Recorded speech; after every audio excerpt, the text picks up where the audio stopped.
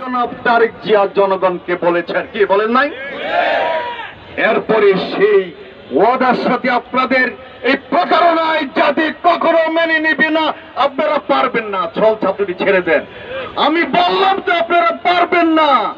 অতি দ্রুত পানি বেশি ঘোলা করবেন না, পানি বেশি ঘোলা করবেন না। এই দেশের বিরোধী দল 54 বছরে এই ধরনের বিরোধী দল কেউ পায় নাই। এই বিরোধী দল তথাকথিত বিরোধী দল নয়।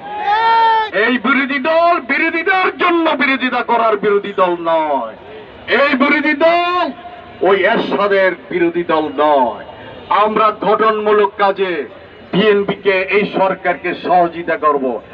আপনারা এই বিরোধী দলকে সাথে নিয়ে বাংলাদেশের জনগণের আকাঙ্ক্ষা পূরণ করুন।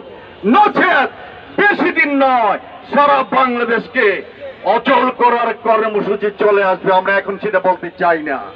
আমরা আপনাদেরকে হুঁশিয়ার করতে চাই, আমরা সতর্ক করতে চাই, আমরা আশাবাদী হতে চাই।